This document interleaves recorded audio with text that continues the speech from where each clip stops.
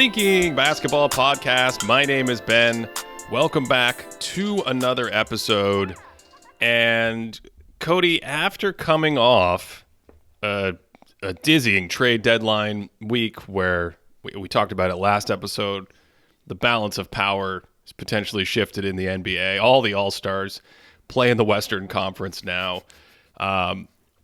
We were talking after that show and got a lot of comments from people about our reaction to the Kevin Durant trade to the Suns, and specifically my take or my feelings that Phoenix didn't give up enough, that it was kind of an underpay, if you will. And the thing I was really focused on was the players. The players moved in that trade. So today, with the All-Star break coming up and the All-Star selections just being finalized and things like that, we do want to talk about some alternative awards to give to players. We do want to get into some NBA superlatives, if you will. We'll talk about that later in the show. But to start with, we really wanted to revisit this idea of like trading draft picks and why I actually don't think that's valuable, or why that's not necessarily that valuable in some instances. And one of those instances was the Durant trade with the Suns. So that's where we kind of have some work to do to start today's show. Okay, because you talk about the player side of it. I feel like the reasoning that some people might have that it was a much more fair trade than you might think is how other people value the players that were traded, specifically Mikal Bridges and Cam Johnson. I think Mikal Bridges is kind of like this. People are like, now that he's going to be unleashed, people are going to see this is the real Mikal Bridges. But I don't necessarily think that you think that way. He didn't come up as an actual all-star in our conversation. Is that sort of where you think the disconnect is coming from? I think the first disconnect is historically when you trade an MVP level player, it's very hard to get equal value. So teams are trying to recoup value. Teams are trying to get 40, 50, 60 cents on the dollar. And it's a miracle if you can swing something that's relatively comparable. We'll talk about maybe one instance where that happened. But historically, if you look at some of those MVPs that were traded last time that we talked about, Wilt Chamberlain, Kareem Abdul-Jabbar, Moses Malone, Charles Barkley, Shaquille O'Neal, Kevin Garnett, when you look at those rare instances where guys at that level are moved around, there's usually at least an all-star. And I've actually talked about this, how it's very rare for NBA GMs to ever trade two all-stars for an MVP, which suggests that teams do value all-star seasons pretty highly. You know, sometimes you get into these debates historically, and they're like, I don't care that Tim Duncan made the all-star team in his 14th year. It's like, all-stars are really good. GMs don't just move all-stars willy-nilly in these kind of deals. But typically, let's take Charles Barkley. When he was traded in 1993, Jeff Hornacek was the all-star that was part of that deal. When Shaquille O'Neal was traded in 2004, you had Lamar Odom and Caron Butler. Lamar was young. I think there was some hope that he would make an all-star team. I think he's one of the best players ever never to make an all-star team. We talked about that in our sub-all-star podcast recently. And then Caron Butler in that trade made two all-star teams. Kevin Garnett's trade, Al Jefferson was supposed to be the all-star piece, plus all the draft picks, plus all the Celtics' young, sort of talented players that could develop into something. By the way, it's rare for a group of young players to all develop into anything good, so the Celtics' young core didn't really turn into too much, as you might expect. Kareem Abdul-Jabbar, even back when he didn't want to be in Milwaukee, right? Similar kind of situation way back in the day. There was no true free agency in 1975, and yet Kareem said, I want to be somewhere else. They move him to the Lakers. Who do you get back in that trade? You get Brian Winters and Elmore Smith, who led the league in blocks, and Junior Bridgman, who was like a 20-point-per-game scorer. I think Winters may have made a couple all-star teams from that group. So it's very, very rare to have these trades without actual talent, not picks, actual players on the teams leaving or not being exchanged for another all-star type of player. And I think one of the reasons that's so key for me in this trade is that the less the Suns give up on their current roster, the less valuable the picks are. Let me say that again. The less the Suns that give up in their current roster, the less valuable their picks are because they're going to be better. And that's the whole rub with giving away an MVP level player and then being like, give me your picks for the next couple seasons. Because as we'll talk about in a second, Cody, historically, those picks aren't that valuable. That's the part of the conversation that I'm most interested in, because we were kind of like tossing about some ideas about the economy of what a first round pick is, and honestly, you sent some really interesting stuff that we'll get to in a second. But what blows my mind, Ben, when we go back and you look at some of these trades, the Wilt Chamberlain and Kareem especially stand out to me. If I'm not mistaken, neither of these guys had a first round pick involved with their trades. Like, Wilt Chamberlain had a couple players and some cash. Kareem, no trade. Like, these are two guys that ended up in the top 10 players ever in your list, and they didn't have any picks at all. So it's interesting how, like, it seems like the value has shifted from being like, here are the all-star players we're including, to like, let's take a little bit off of the players we're trading and we'll replace it with these first round picks. But Ben, do you think that actually, does that math work out in terms of the teams that are actually getting the first round picks in these trades? I don't think it always does, and we'll get to the actual numbers of it in a second. But to your point, there might have been some differences in collective bargaining agreement things and rules around trading draft picks. But just in general, it wasn't that popular to try to trade away a bunch of draft picks all the time in these instances. And so you go back and you see, like, Charles Barkley, he's traded for Hornacek and a couple other players. I don't think there was a pick in that trade, right? I think it was just Charles Barkley and two rotation players, Andrew Lang and Tim Perry, did we say was the third player? Anyway, some rotation player from the 90s that's obsolete now, but you might see in the 2000s a first round pick thrown in there. You might see a second occasionally, but I was going back and looking through this, and it's really hard to find multiple first round picks as part of the selling point to try to recoup value until maybe like the last 10 or 15 years. Even that Kevin Garnett trade, Cody, only had 2 first round picks from the Celtics heading out to Minnesota. And much to the point here, that 2009 first round pick, the year after they got Garnett, that was the 28th pick in the draft, because when you add Kevin Garnett to your team, you're really good. And so even though he got injured that year and he couldn't make it through the playoffs and whatnot, like, they were a 60-win team, and you finish near the top of the league, and all of a sudden that first round pick, you can call it unprotected all you want, but you don't need protections when the pick is the 28th pick in the draft and it's actually closer to a second round pick. We'll get to some more data in a second, but that's the theme. The theme is you pick up an MVP and you're going to be good for a couple years. So let's think about Phoenix in this example. Like, the idea, obviously, Chris Paul's not going to play forever, right? We're seeing him kind of go on a that's what you spiral. think. Yeah, maybe Cliff Paul could come in and take over for him with some good insurance. Cliffhanger Paul is going to scale the cliff, and he'll be back to it soon enough. But like Kevin Durant, we talked about him recently as like he might be one of the best aging players of all time. Like, we have yet to see it. Devin Booker, he's not particularly old yet. So like, in the next few years, are we reasonably going to see Phoenix even in the lottery? Right? Like, if you would say in each year that they're going to have a pick that's better than 15, I don't know if I would take that bet. Like, I think unless some kind of catastrophe strikes them, they should be in the upper teens or the 20s for the foreseeable future. And I don't know, when it comes to the crapshoot of the draft, that doesn't really yield great results just off the top of my head. So the Suns get picks for 6 years. So what I tried to do, Cody, is I tried to go back in the last 15 seasons, starting with this Garnett trade, and then looking at the other big blockbuster trades for high-level players.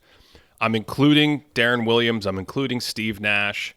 I'm including Paul Pierce and Kevin Garnett going out to Brooklyn in 2014, because these are instances where the buyer gave away multiple first-round picks. So we all know how many picks the Nets gave to the Celtics, but the Nets also got first-round picks when the Jazz got first-round picks when they did the Darren Williams trade with the Nets. The Lakers, when they acquired Steve Nash from the Suns, gave away multiple first-round picks. So there's about a dozen or so of these deals with big-name players, some smaller-name players. For instance, in 2015, Timothy Mozgov was a trade deadline acquisition from Cleveland. They gave up multiple first-round picks.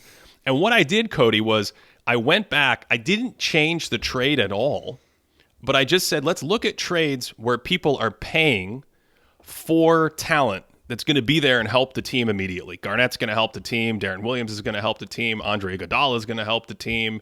Kristaps Porzingis had a deal like this. Chris Paul in 2012 for the Clippers. I want to look at these deals, and then I want to add something comparable to 4 first-round picks that the Suns just got, extending out 6 years. So, for instance, the Celtics, if you look at their picks extending out 6 years, we talked about the 2009 pick being the 28th pick.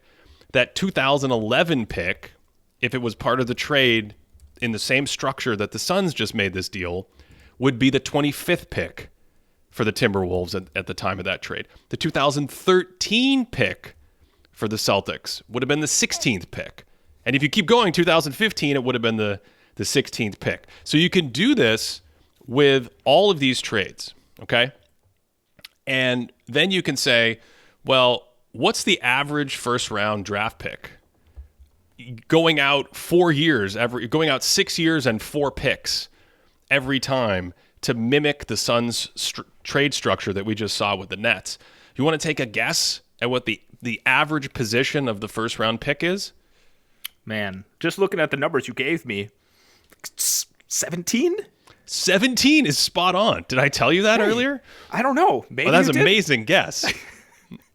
I was just trying to, like, you gave me 2 16s to the 25th. I'm like, I don't know. Maybe this is how all of the picks go. So 17 sounded right. Basically, every once in a while, the picks turn into something that we think of as like, oh, the Nets and the Celtics in 2014.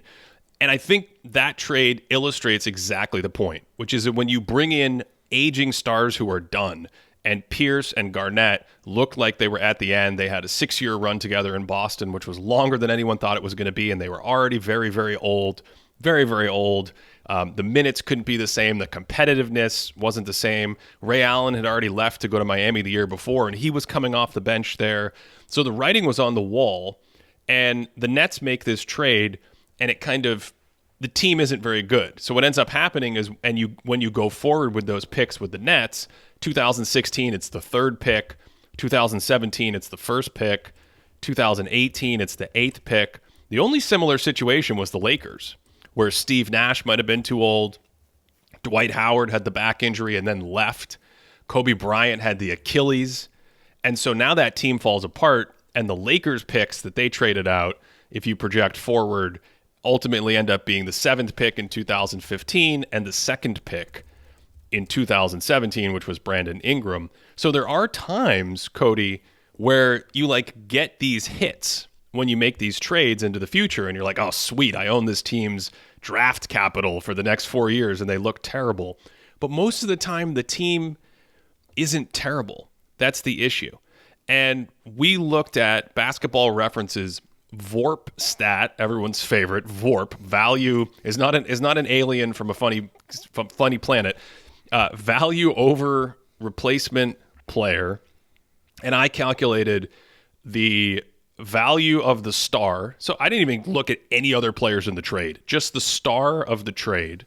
And I compared that to the value of all the picks that has materialized so far up through 2023.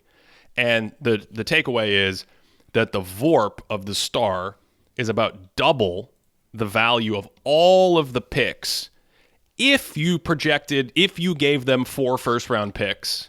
So this didn't even really happen in real life. I'm just saying, like, you get extra first-round picks, and then I went and looked at the value of those first-round picks, because the second part of cashing in on a first-round pick, Cody, is if you have, like, the 14th pick in the draft, and it's a good, you can't just automatically say, well, we would have taken Kawhi Leonard and Draymond Green and Nikola Jokic. You have to look. It's very hard to actually hit a player that converts outside of having like a top 3 or top 5 pick. So historically, that's why in these situations, the unprotectedness of the first round pick almost doesn't even matter. And for me, I would have much rather seen Phoenix keep their pick this year, maybe keep their pick in 2 years, and get another player or get a third team involved where you can get more players or more help, or a draft pick from a team that doesn't have Kevin Durant and Devin Booker on it. So to say this back to you, and for those of you who don't know, and I'm pretty sure this is the case, I haven't looked at the description for a while, but I'm pretty sure VORP is like their box plus minus model extended out as to how many minutes a player played throughout a season. So it's basically looking at the impact that a player has in a specific season in the actual minutes that they play. So that the more that they play with a higher box plus minus, the higher their VORP. You're saying that the actual literal value of the players that are picked from those picks is half that of the major star, of the first star that is traded. Is that right? Yeah, I just looked at the star. I just looked at the star's VORP from the year after he was traded. And then I just looked at the player's VORP from the time they've come into the league, these draft picks as they actualize into players and whatnot. And so all of them, their careers aren't done because I stopped really looking at about 2019, 2020. So some of them are only in their third or fourth year. But newsflash, there just aren't a lot of good players. We tried to go through the list the other day and just call out good players, and there just weren't that many. And so what you end up with is like, take the 2012 Clippers. They get Chris Paul.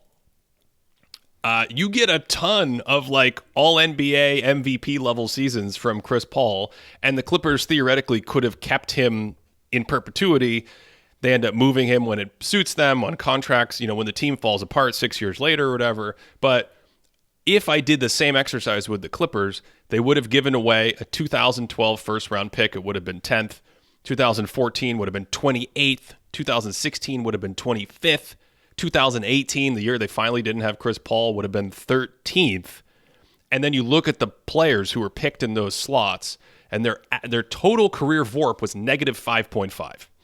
And Chris Paul is, working on how much VORP at this point. So you're making a stunned face, but the point is, it's actually rare to really cash in the way we think of those teams when you're putting a player on a team like Kevin Durant on a team. You're just not going to be in the lottery, right? And so as I said the other day, in this particular instance, I fully expect the first two picks in that trade, forget needing protections, I just don't even think they're going to be particularly good. Like, I think we're talking about, drafting Jacob Evans if you're the Warriors or that kind of thing. It's just hard to pick up really good players that are even going to get in the same universe as an MVP, which is why for me, Cody, I still feel like if you're going to try to make one of these trades, and the Suns didn't have to do this, I mean, the Nets didn't have to do this now. They could have waited until the offseason when there were more buyers in the market. I feel like you want to actually get players who have actualized into good NBA players, because it's really hard to draft and develop all-star players. So why do you think there's been this shift with GMs of trading, not first round, of going from trading specifically players, maybe cash in some points, to shifting that value, quote unquote, to the first round picks that are shipped out? Is it like a saving face with the public? Because the fact of the matter is, when you look at these players that like Wilt and Kareem were traded for, it's like 40 cents on the dollar. Like, all of these trades, the team that's trading away the megastar is bleeding value, like in every case, right? And so is this kind of like you can save face with the public? Like, oh, it's okay because these picks are still out there. And remember, Giannis was picked 15th, so we still might land Giannis even if it's not a top pick. Is that kind of the psychology or the reasons you think behind doing this? Analytics just ruins everything. I think that's what it is. No, I think from a psychological perspective, selling hope is always a nice thing to sell. So that's a really good perspective. I think the nature of the competitive cycle has changed a little bit. I'm only half joking when I say analytics, because I think if you step back as a GM and you think about the strategies you can employ for teams in basketball, one season is like a single round of a board game or something. So sometimes in your season that you're playing right now, you need to position yourself for later rounds. And I feel like most markets and most GMs are trying to figure out how to not get stuck in perpetuity like the Washington Wizards forever, and how to rebuild, recycle, reposition, when to sell, when to buy, when to develop. And so you get a greater churn in my head when you do that. There's more rapid, like, okay, we're not going to be part of the guys at the dance right now. We got to regroup. We got to go home. We got to shower off. We got to get a new outfit. We got to figure out how to get back in that inner circle dance at the end of the season. So I think there's a lot of that. And then the last thing I would say is it does feel like that 2014 trade with the Celtics and the Nets, where the Celtics just had this quote unquote treasure chest of draft assets afterwards. It feels like it's very easy to sell people on that being the norm when you make one of these trades, when the reality is when you're trading players to teams that are really good, like even Timofey Mozgov going to the Cavs in 2015, the reason why that trade is being made where multiple first-round picks are being sold out is because the Cavs are title contenders and they're playing to win now and selling off a little of the future. And when you do that, what were the picks that conveyed there? 2016, it was the 26th pick. 2017, if we keep playing the game, would be the 20th pick. 2018, 25th pick. And then in 2020, with that LeBron Cavs team, he's no longer there, you would finally get the 5th pick. I think that's a more realistic representation of what happens when you're trading with a championship level team and contender, and a team that we have no reason to think won't also be very good in 2 years.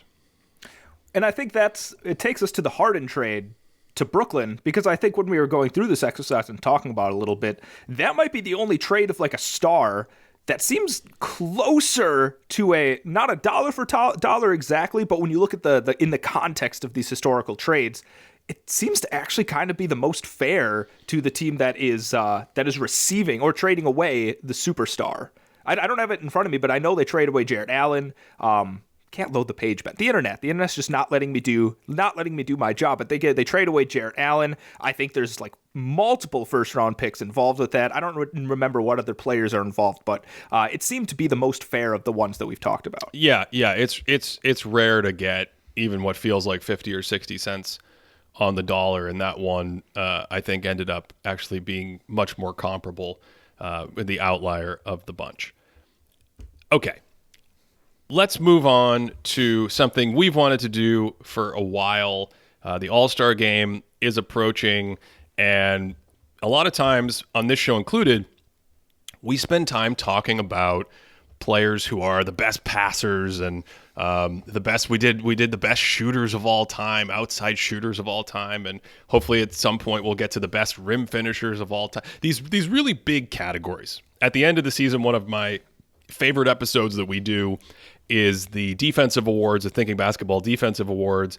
And we, again, break up these like really big categories: best rim protector, best nail defender, best screen navigator.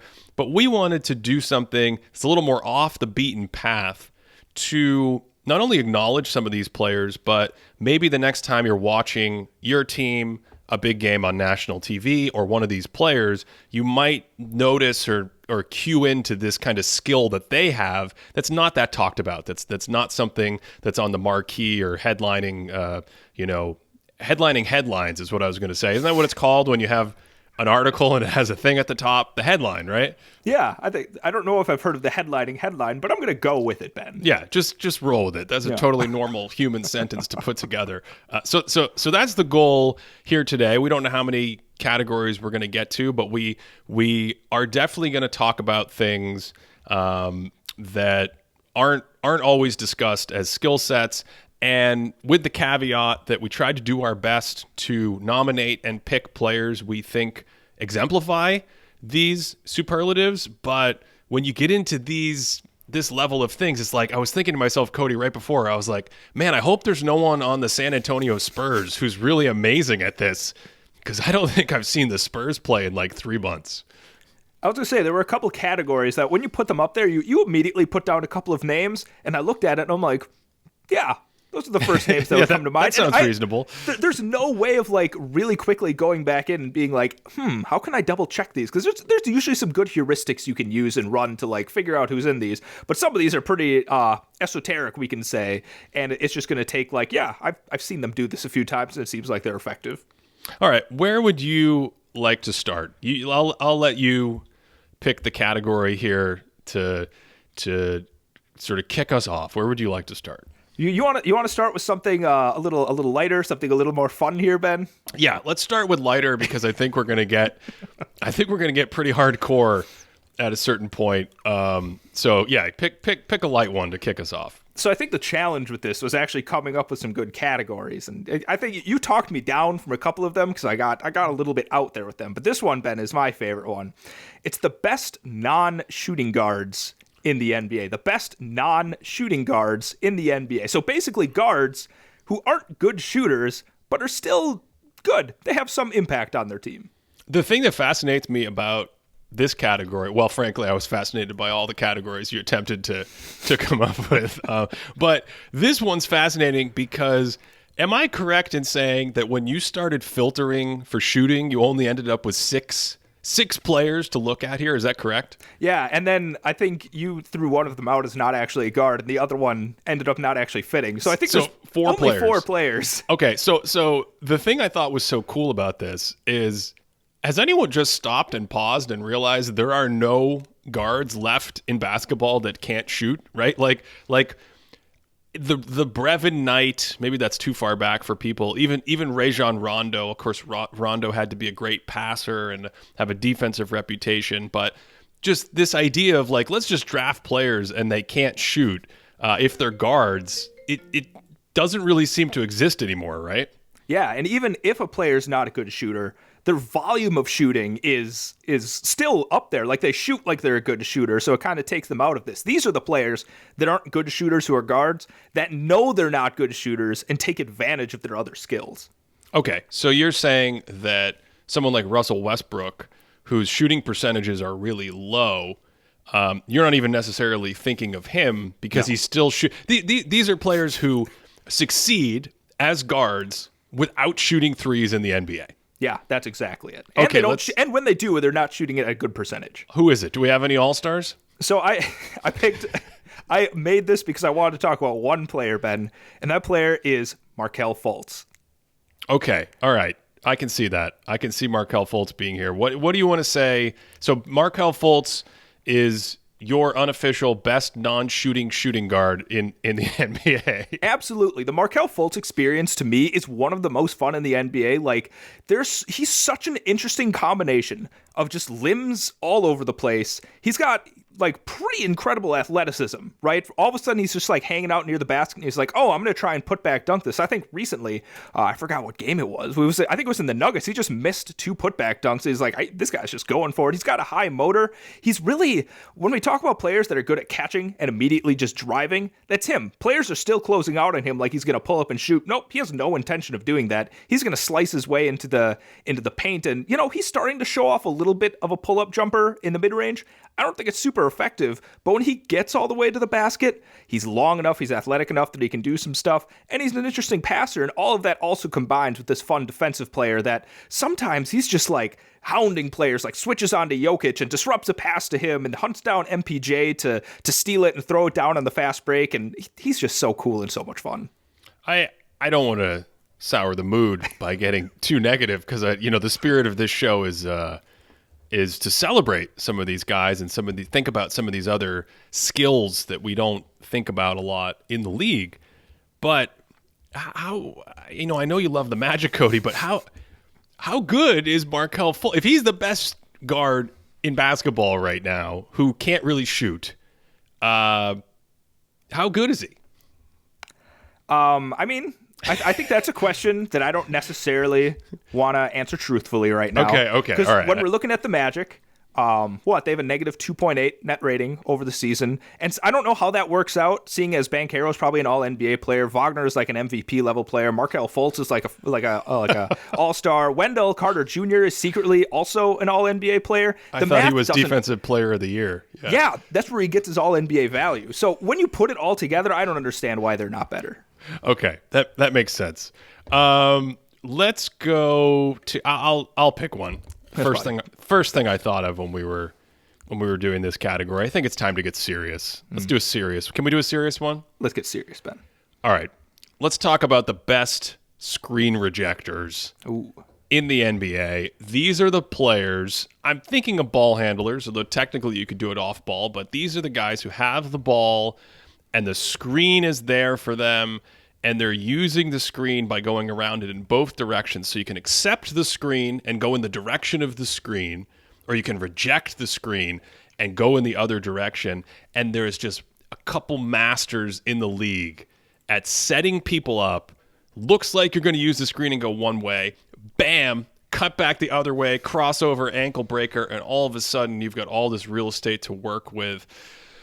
You have before I start going crazy, do you have any guys that immediately come to mind or people you want to mention on this category? There is a player that comes to mind because I think he does it differently. There's maybe one other player he's kind of similar to, but Jalen Brunson, first player that comes to mind on this.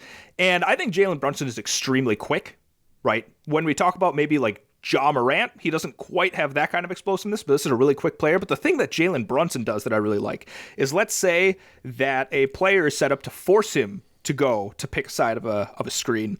He's so good at just kind of throwing himself into that defender and pushing his way to get to the direction of the screen that he wants. So I think the physicality that he brings when he's going against good pick and roll defense is what sort of separates him in my mind compared to other players. The use of the head fake, the use of the turning of the shoulders, and then all of a sudden blowing by in the other direction.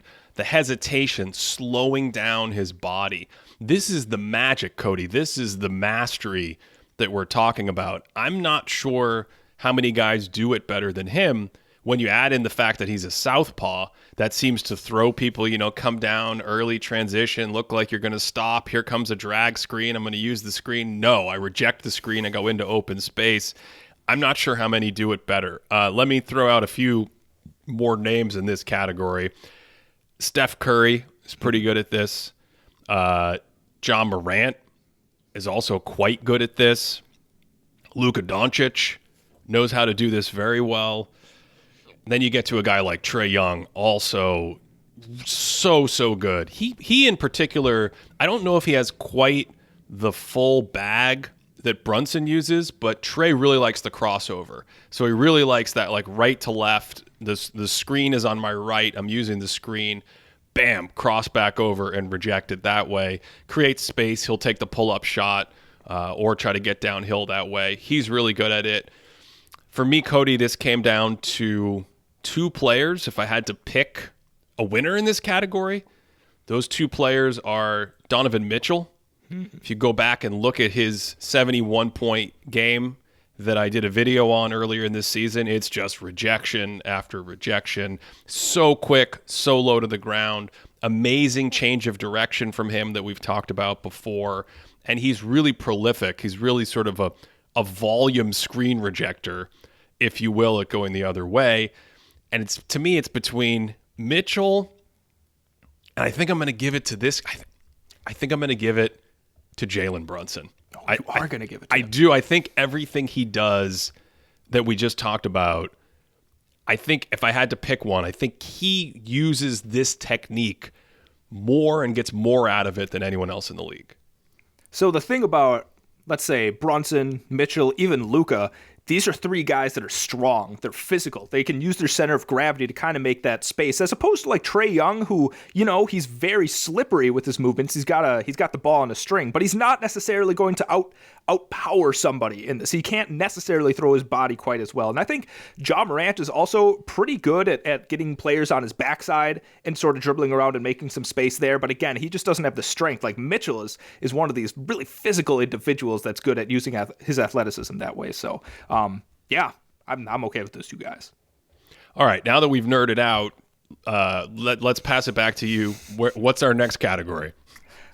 So now that you said now that we nerded out, are you implying that the categories I came up with are less nerding out, Ben? Is that what you want me to do? No, I was saying we started with a simple fun one with the shooters, and then we got really in. Look, we're always nerding out. Where do you want to go? Where do you want to go? Do you want to go to a less nerdy one, or you want to go to what do you think? Pick. You set the mood for us. Okay. I'm still going to keep it a little light here at the beginning, Ben. I'm going to go back and forth with this. Best in-game dunker. All right. Fantastic. Who comes to mind for this right away? Jeff Green. Oh. Comes to mind. Uncle Jeff with some throwdowns all the time. He definitely comes to mind. Anthony Edwards, I think, has had some monster dunks that that come to mind. That's another. I'll throw a lesser known name out there because I know a lot of people aren't binging Houston Rockets games these days. Kenyon Martin Jr. Pretty nasty in-game dunker. Who else you got? So here's the thing. When it comes to best in-game dunker, you have to think about a couple of things. Number one, is it actually a viable option for this player? Are they getting it a lot? Is it part of their actual repertoire, or are they just a lot of style? And then, of course, are they adding a little bit of flair to it? And Kenyon Martin Jr., I wanted to have him higher at first because when this guy takes off, I mean, this is one of the most ferocious dunkers in the NBA. I'm talking like back scratcher, over people kind of thing. But he doesn't give me enough sauce beyond that, right? A lot of his dunks are pretty just getting up high and throwing it down hard, right? You know who always gives a little bit more sauce than that is necessary, and I appreciate him for it? Aaron Gordon. Aaron Gordon is, I mean, you get a nice little dump-off pass from Jokic, he's just going to give you a nice little reverse. He doesn't need to reverse it. He can just go straight up and throw it down. Nope, he's going to give you a little reverse. The dunk on Shamet, Ben, I didn't know until LeBron that we were allowed to stop a game for 15 minutes to celebrate it. That should have happened when he dunked on Landry Shamet the other day. I know the game stopped because they had to review it, but when he dunked on Landry Shamet, we should have brought out Vince Carter to give him a hug at center court. There should have been an award. They should have created a banner to hang right away. That needs to happen more. So Aaron Gordon to me is the king of this category. Aaron Gordon is your pick here. Yeah. All right. I can buy that. Yeah. I can definitely buy that. I'm trying to think of any other. Sometimes with these categories, you get nervous that you're just completely blanking on a mega in-game dunker. And then of course the guys that serve up facials, like we talked about the Lauer Markkinen special. He's always trying to dunk on people's heads when he's big. Sabonis. I think the other guy for me that comes to mind, especially as weaponizing the dunk, maybe more than anyone these days, is Giannis. I mean, the limbs, the arboreal length, the ant-like quality. Yes, I said arboreal. He would be up there for me as well. Yeah, he's another big-time poster guy. I think against the Pacers recently, he just he contorts his body around O'Shea Brissett. Brissett tries to draw a foul, and he's kind of twisting around him and just gets his hip in there, and he's able to Space Jam reach it and throw it down. But something else I appreciate about Giannis, he gets on the fast break, windmill, Ben. He gives you a nice little windmill once in a while, and if you can do that, I think even Mathurin recently threw down a windmill in transition. We don't see that enough, Ben. People are too economical about their dunks. Give us a little bit of sauce once in a while, and I'll leave a happy and full man. So I'm thinking of Zion Williamson here. He's not on the radar for you? Wow. You want to talk about players who you just straight up missed? Did you forget him? I didn't even think about Zion. I haven't seen him play in so long that he wasn't on my radar. But yeah, he's absolutely on this list. He's always on my mind. Yeah. You say windmill, I think of Zion. All right, how about another? Yeah, I got to get another guy in here because I think he's got some of the best in-game dunks. Ja Morant. Oh, absolutely. Yeah. The thing about Ja Morant, though, is he just doesn't have the volume of some of these guys. I think Giannis and Gordon have dunked 3 times more than him, but I think Ja is probably the showstopper dunker in the NBA. When he has a spectacular dunk, it's probably peak in the NBA at the moment. I think Anthony Edwards is probably right there with him, but yeah, I think he's got to get in just for that. I think I would have gone Levine if we did last year when he was healthy. Paolo Banchero's had some nice dunks as well. He's an enormous human being. How about a rookie? Let me throw a rookie out there. What about Sharp in Portland? Why am I blanking on his first name? Shaedon? Shaedon, yeah. Yeah, I mean, he looks like, do they put springs in the floor in that arena? That guy has hops. Listen, he backed out of the dunk contest. I'm a little hurt by this. No, did he really? I'm pretty sure he backed out of the dunk contest.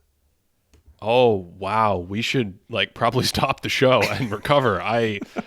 This is a tragedy. It is. I mean, he's one of those guys that when he jumps, he keeps going up. And even the missed dunks, he's still just hanging in the air. It's truly, because I think who's the Sims character from the Knicks? What's his first name?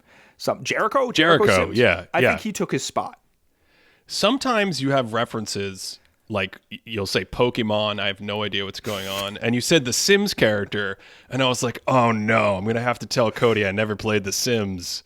But you weren't referring to the Nintendo game. I wasn't. That's why I had to throw in his first name. Is that a Nintendo game? No, it wasn't. It was definitely a PC game. A PC game. Okay. Yeah. Close. I mean, Nintendo's just everything. That's like a very 2001 way to refer to video games. Video games. You're playing Nintendo. Yep. All right. Anyone else in this category?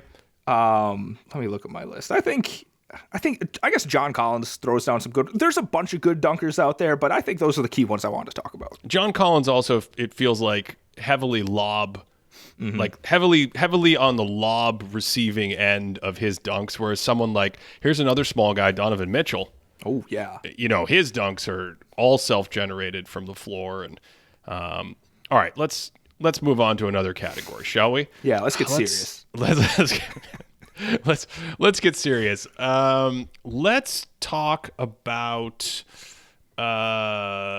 This is another one. This is another one near and dear to my heart. Let's talk about the best dynamic cutter in the league. Meaning it's not a rote cut. Like, that's part of it. Rote cuts, meaning you're supposed to cut. The play triggers a cut. But I mean, we're playing in the flow of the game, and you got to make a read, and you got to cut into open space. You got to cut back door. Best cutter in the league.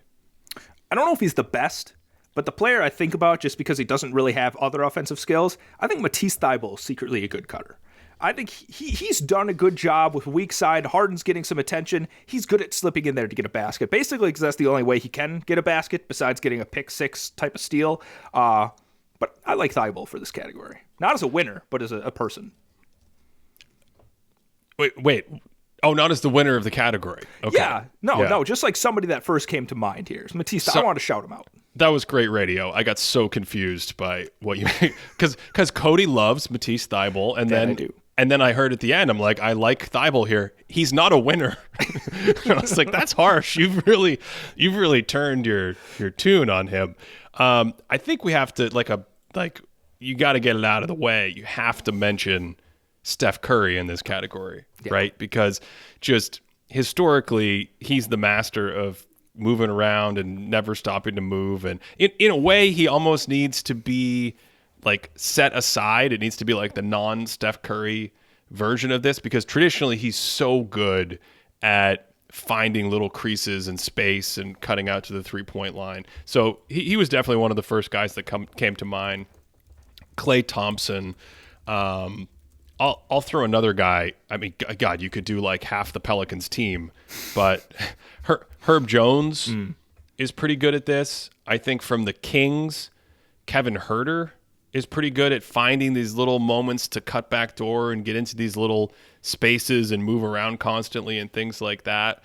Who else you got? I feel like I'm going to pick a winner here in a second, but who else is on this category for you? Before I talk about a player, I want to wax poetic about cutting a little bit, because I think it doesn't get the credit it should. I think cutting is a really difficult skill to master for a couple of reasons. For anyone out there that plays pickup ball, you probably know this. Like, there are times you might be standing on the perimeter, you see an opening into the free throw line, but your team has just been like on a 3-game winning streak. It's like 7-8. You're like, man, I kind of secretly hope my team loses because I just need to sit down for a while.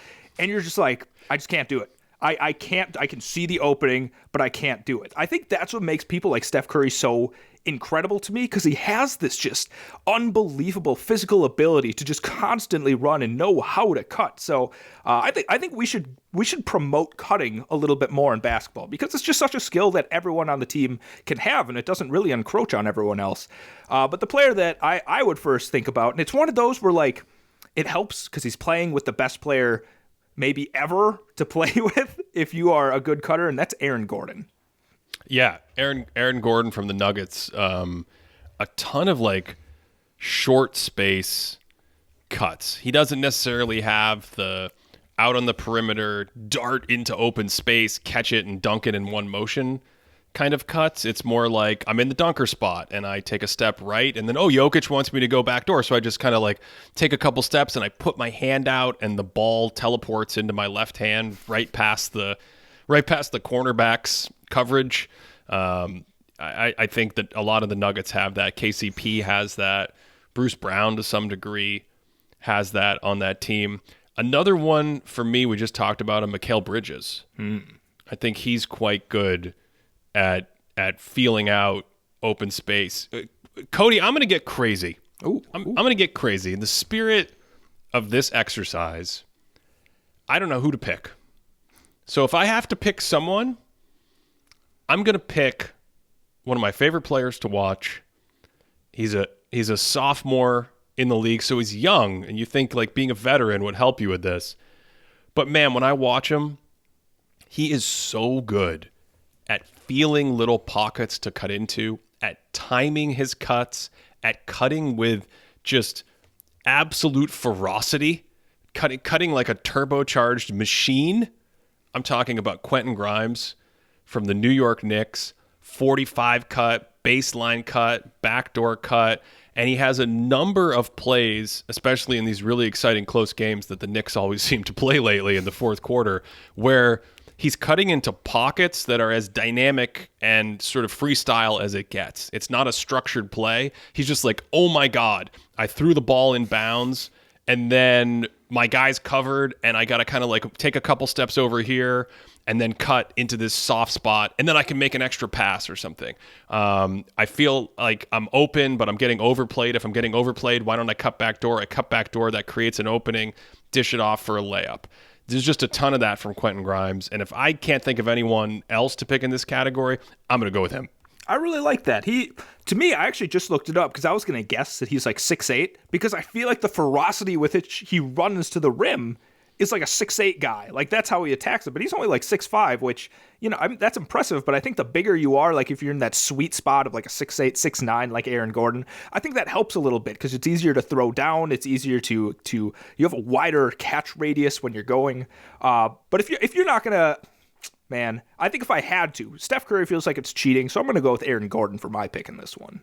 Yeah, Steph Curry definitely feels like he's cheating. Aaron Gordon has just had a ton of buckets this year from these kinds of plays. Okay, where do you want to go next? Let's say we have Ben. Are we going to be here for like 3 hours?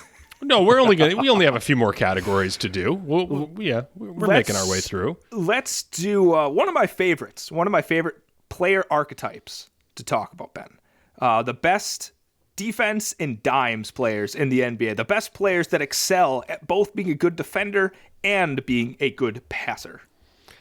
Okay, so all I have to do here is I have to think of the players who are really good at playing defense and really good at passing. Yeah. Okay, so isn't there a clear winner in this category? I think so. I mean, I think there's a couple players that are really high-level players on teams, but I think there's one guy that's probably just a standout. I mean, like Evan Mobley's a great defender, and he's also a pretty good passer. But if you just like think of that archetype, there are players who are better defenders and better passers. Yeah, that sounds right. But there's a couple guards, too, that I think sneak in here. And I think the guard version of the dimes, I haven't figured, what's the right order of it, Ben? Should it be defenses and dimes or dimes and defense? I don't know. You tell me. All right. All of you scientists out there, hit me up. Do your stuff with your beakers and tell me what's the best way to figure out the dimes and defense variation. But I think the clear winner for this is Draymond Green, right? Is that who you're thinking of?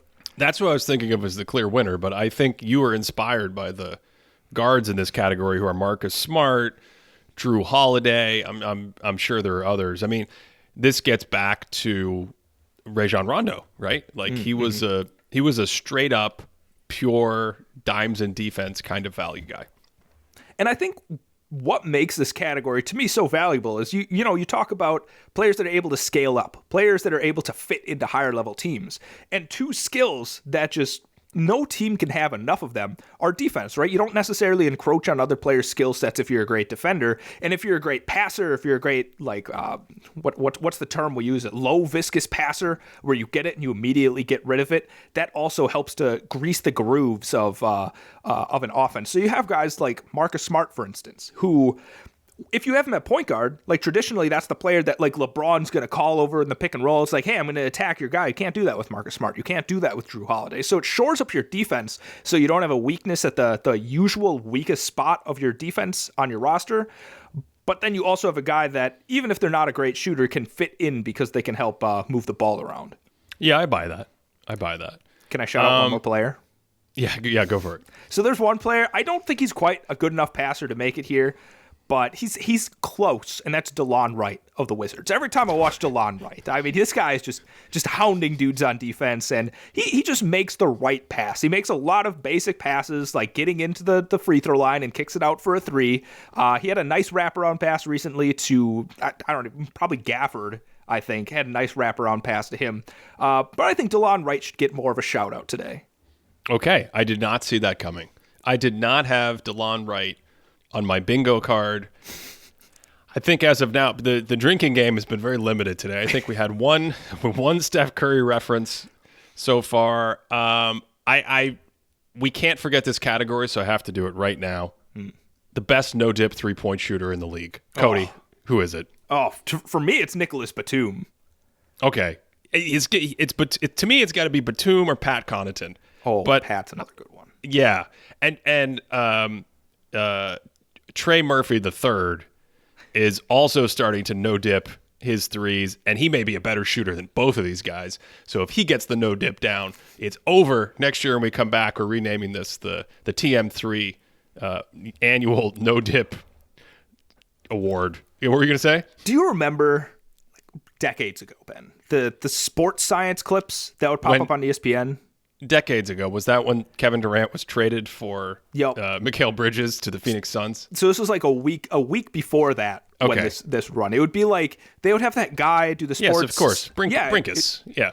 Is that I had no idea what his name was. I don't know. Like, I may have just made up a name. Here's how much force James White generated when he jumped and dunked the ball. But like, I would love to see the sports science on the no dip because it like kind of doesn't make sense to me. Like, I don't know how a player is able to catch and then just immediately shoot. Like their knees basically don't break. I would love to see how much like Nick Batum's knee actually breaks on these because I swear it doesn't work. It's like all calves, right? He's like Sean Marion, just like launching up with like a quick little calf stretch. It's remarkable to watch the no dip. It's John Brinkus who used to do the sports science, and I am shocked that you are not going with Pat Connaughton. But I respect if you think Batum is a better shooter. I think that's a respectable pick. I don't know if he's a better shooter or if his no dip looks more fluid. Like to me, that might be the winner here. Yeah. Where do you want to go next? We got a few more to hit before we get out of here. Do you want to do something fun and easy? Something hardcore? What do you want to get into? What's even hardcore left? Here's one that there's some hardcore stuff left. I think this one's close to our heart. What about like the best motor? Best motor. The best motor in the NBA. There's a lot of guys. I don't know who to pick. Let me just say some names that come to mind. Okay. One of the GOAT candidates in the history of the league, Jared Vanderbilt. Yeah. For the Los Angeles. Did you see him last night for the Lakers? No. What happened? 12 points, 8 rebounds, 4 assists, 2 blocks, 15 minutes. Why are you only playing 15 minutes? He should play 39, 45. He should play 50 minutes a game. That's my declaration. Can he physically play that many? Like, is that the issue? Why not? Did you ever watch Dennis Rodman play? But I mean, it's like Giannis. Like, I think there's a certain point where like you just can't play the guy more. Like you're going to get diminishing returns. So I feel like there's 2 categories of human beings, and I'm glad we've landed on this. There's regular human beings like Steph Curry, where you're like, look at this person's cardiovascular performance. And then there's Dennis Rodman, who just has kid energy. And I'm sure if you're a parent, you know what I'm talking about. I'm not a parent, but all my friends. When you're a kid, it's just unlimited energy. And I feel like Dennis Rodman had that. Like, I don't even know if Dennis Rodman trained for cardiovascular athletics. He's just like, I'm ready. I can't not move around the whole time. Vando gives me those vibes, like when he's out on the car. That's Kevin Garnett. You guys really think Kevin Garnett was on the treadmill training his cardiovascular performance? No, he just couldn't sit still. He was just ready to go the whole time. The Dennis Rodman high motor play I'm sure, like, I'll say it, and everyone, it just comes to mind. It's when he's fighting with Charles Barkley for a rebound on one play. And there's, like, probably 7 tips in this entire sequence. Like, the ball bounces off, and he's just getting his hand up there, tipping it up to himself. I don't ultimately remember how it ends, but when you watch that, like, the amount of energy he exerted there should have been enough to just, like, end anyone for the rest of the game. They're like, all right, coach, I'm done. Get me out of here. Vanderbilt gives me a little of those vibes. So I would like to see him play more. Another guy who gives me those vibes is Jose Alvarado. Has anyone ever seen him tired? Has it been confirmed that he sleeps at night? He's just like buzzing constantly. He's like buzzing. He's you know, like the boogeyman. He's always hiding behind your door. That's him. He's the boogeyman of the NBA court. I like Nick Claxton's motor, Cody. What do you think about that? Yeah, absolutely. I think a lot of these high-end defensive players, unless they're a big drop big kind of guy, are probably going to be in this category. Same with like Matisse Thybulle, Ben. We can put it. How many times can he appear to get on the bingo card? So like Matisse Thybulle, I think Caruso is another one of these guys. Those like deflecting guards, maybe even like DeAnthony Melton, guys that are just kind of like all over the place and pestering you and you're dribbling the ball. Oh man, Javon Carter for the Bucks, just like go full court press. You alone, you are the full court press. I think that takes an incredible amount of motor to do that. Jalen Suggs, KCP, other guys in that category. Have we not mentioned Quentin Grimes again? Quentin Grimes' motor is insane. He's constantly moving around on offense and defense. And when he catches the ball, he does something interesting. Like, he goes so hard on his closeouts that it almost doesn't look like basketball movements. He's like a sprinter. He like catches the ball and he's like a shot out of a cannon. Who would you pick here if you had to go with highest motor in the league? Would you go with Alvarado?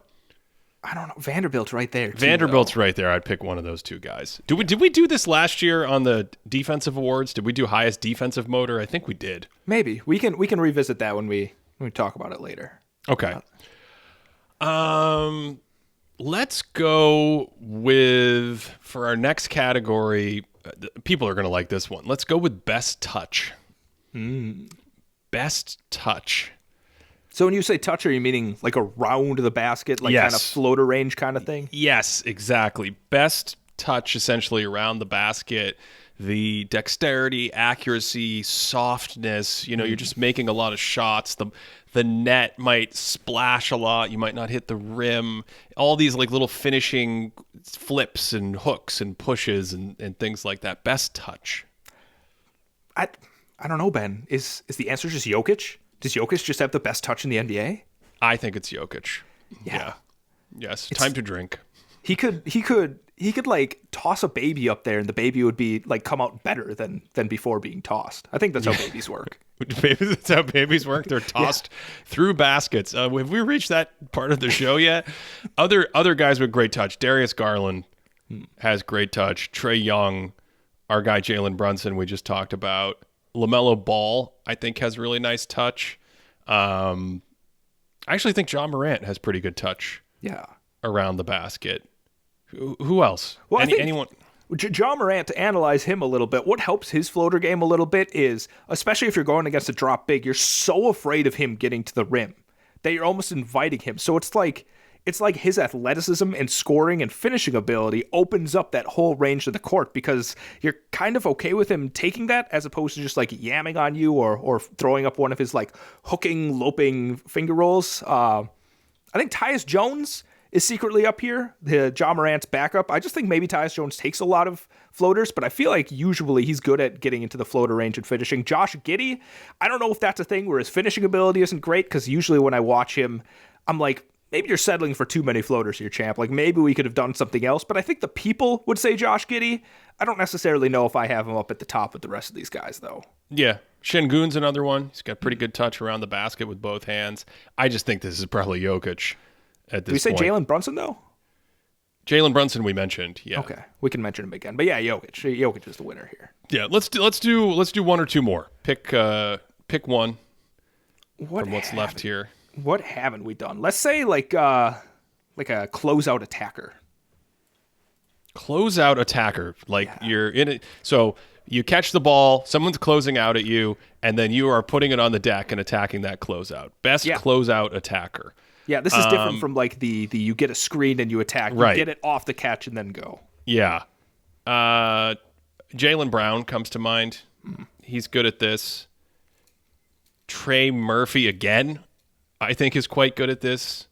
Grimes is good at this. Same category of player. But there are some other guys that I think add a layer of skill here. Healthy Zach LaVine would be a good example with the strides and the finishing and the size and the verticality. Donovan Mitchell, when he can get going downhill into space and then someone comes over, has that insane Euro step, that low double cutback Euro step that's incredible. For me, well, you got a couple guys that you like, right? Yeah, I think this is something that separates Tyrese Maxey from some other players. And I think what's interesting about this category is it helps players that are actually in positions where they're able to get an attack off the catch. And obviously playing next to Embiid and Harden, you're going to get that opportunity a lot. And I think Maxey's really good at just getting going because he's so quick that if you're not immediately there to stop him, he's just going to blow by you. So I think he takes advantage of that really well. I think Anthony Edwards, secretly, I think he can sometimes fall in love with a triple threat or slow it down to go for a pick and roll. But when he attacks, just, we talked about it before, unbelievable first step of explosiveness that you can't stay in front of him. I think Kyrie Irving, because once he gets going with his dribble, it's just nearly impossible to fully stay in front of him. So those are in front of him. So those are like the three guys that came to mind for me as well.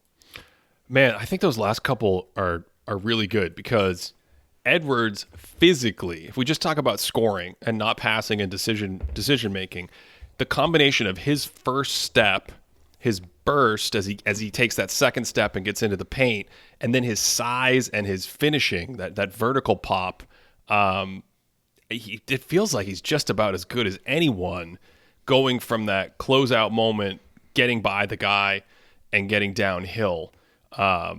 If I had to include something like the passing dimension, which is an interesting thing to think about, then you get to a player like Kyrie, where I think he's more diverse at making a decision once he touches the paint on the closeout, kicking it out, lay down pass, or of course he has such a diverse scoring arsenal himself because he can pull up at the elbow, he can go to the floater game, or he can get all the way to the rim and finish with the acrobatics, if you will. So, man, now you're making this really hard for me to pick a winner. Is there anyone we're forgetting that like you definitely would just be a slam dunk? Because that's what I need to pick a winner in this category right now. I mean, I'm sure we're missing a couple people, and the fans of that team will angrily tell us about that. The thing about Kyrie, too, and it's interesting when you start thinking about how the other skills that a player has helps them. He's an all-time shooter, right? Some of these guys are also really good shooters. Kyrie, we talked about in the literal top 25 shooters of all time. So a player closing out has to keep that in mind, because if you get too close to him, you're going to get burned. But if you don't get close enough, he's going to hit you with a catch and shoot jumper, which is just deadly for him. So I think that added layer might push him over the edge in my mind. I feel like I'm forgetting someone. I'm frustrated, and I think the internet is going to tell us who we're forgetting here. I can't pick. I have TBD on this category. What about you? I'm going to go with Kyrie. Kyrie. I think from the players we talked about, that's a pretty good choice. Let's finish with everyone's favorite, the sexiest skill in basketball, something that dominates all of the highlight tapes that you've ever watched in your life, but you just don't realize it. Cody, who's the best screen setter in the National Basketball Association? Screen setter. I think, man, the first guy that comes to mind from Steven Adams. Steven Adams just set some bone-crushing screens. And when you look at him historically, like, this is one of those secret dudes that when you look at his plus-minus, his on-off data, how teams perform, the Grizzlies have fallen apart, Ben, since Steven Adams hasn't been playing. They have, maybe not fallen apart isn't right, but they're not as dominant. There's some kind of secret sauce to what Steven Adams does, and one of them is just set unreal screens. You don't think the other one is rebound and clean up, offensive rebound, clean up around the basket, some occasional passing? I mean, those are all part of it, but I think they all fall into the same idea of, like, he's one of the strongest players in the league, and he knows how to use that physicality, right? It doesn't go to waste. Like, he knows how to position his body where other players are going to get rebounds, where he's going to be in the way of defenders when he's setting a screen. He's going to know how to move that screen. I think Adams is my pick.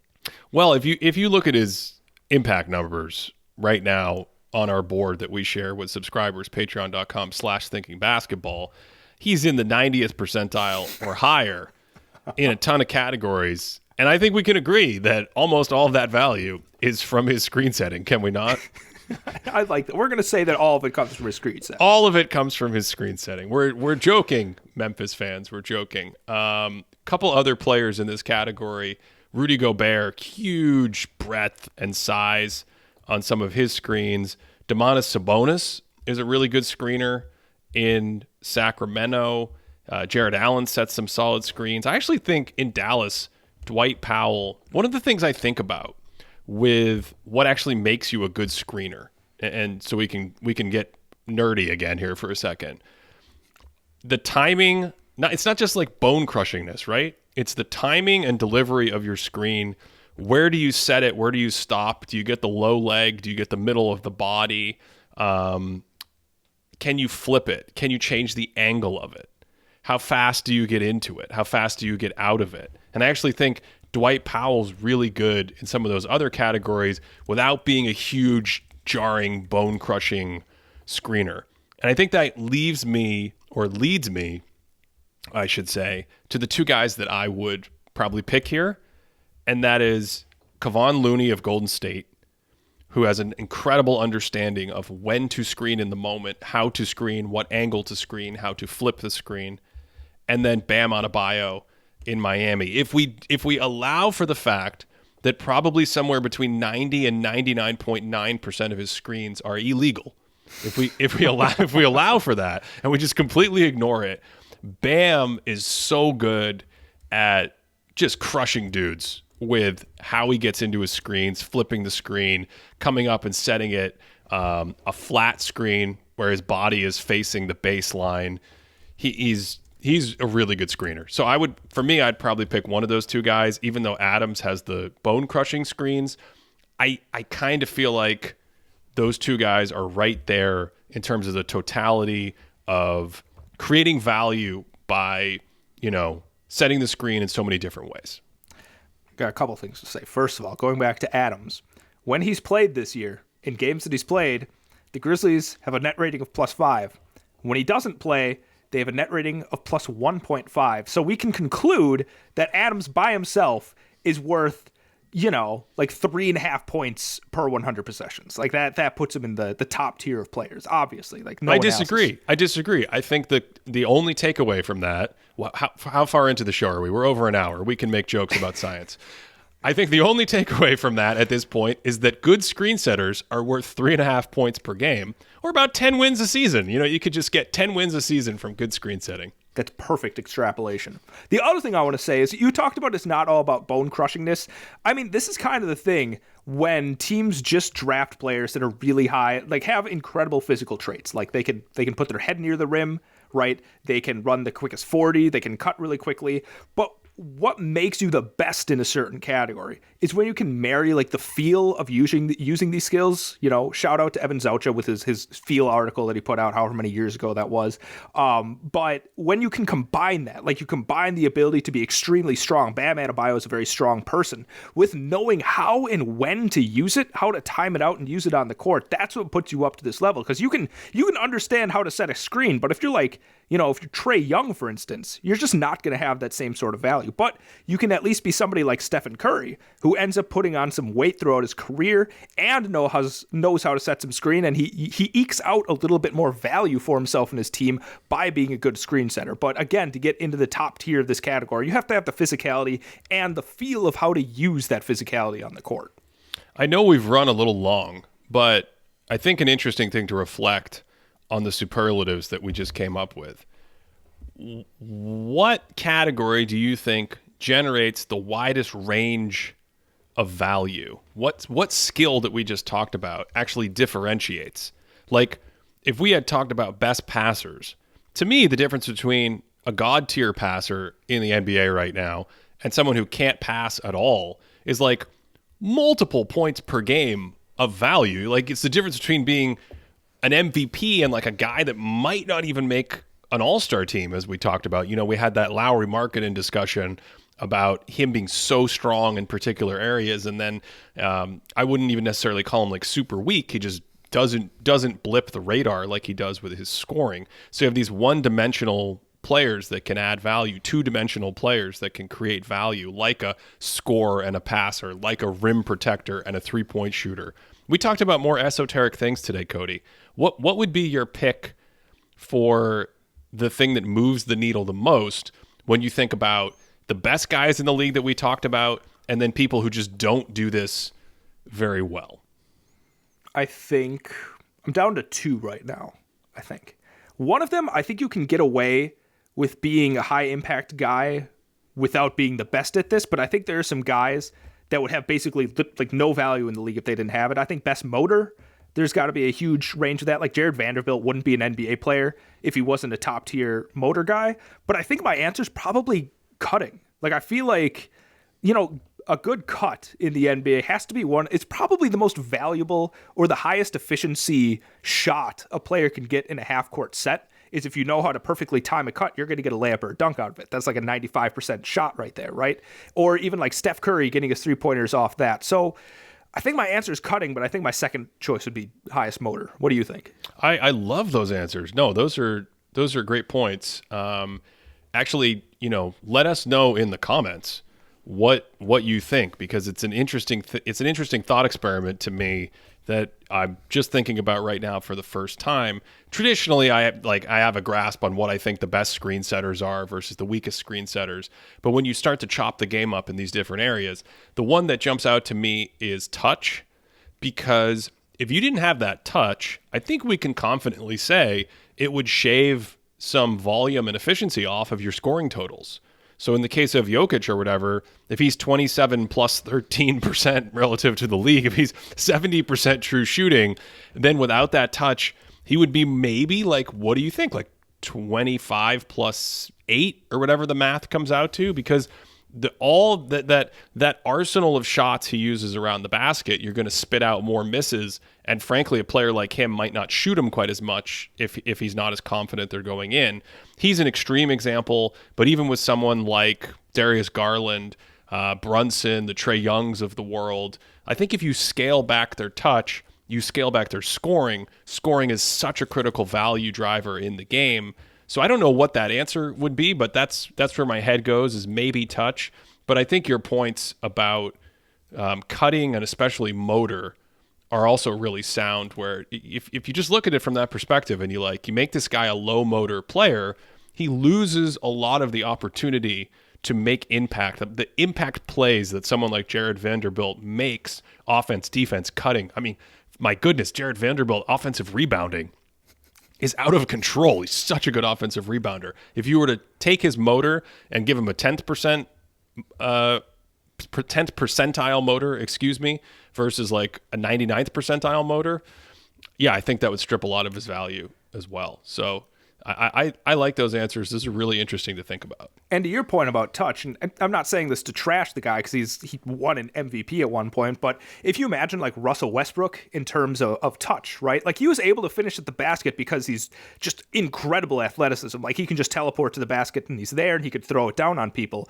But his finishing relative to how quickly he got to the basket could have been even better. And if you even look at the floater range, that's bleeding a lot of efficiency. So when you talk about Westbrook and inefficiency, it's not even necessarily like, oh, he takes a lot of threes and misses them. No, when he gets to the basket, like you think about these smooth finishers like Shai Gilgeous-Alexander, Ja Morant, Darius Garland, like you said, even like Kyrie Irving, they have this ability to just kind of like kiss it off the rim. And like you don't marry the ideas of Russell Westbrook and kissing the ball off the glass to go in, right? It's kind of just like a ramming it in there. And when you have to say to a guy, like, I wish you could slow down just a little bit, that's probably a good way to, it's a good proxy to say that you're not necessarily haven't got a lot of touch on your finish.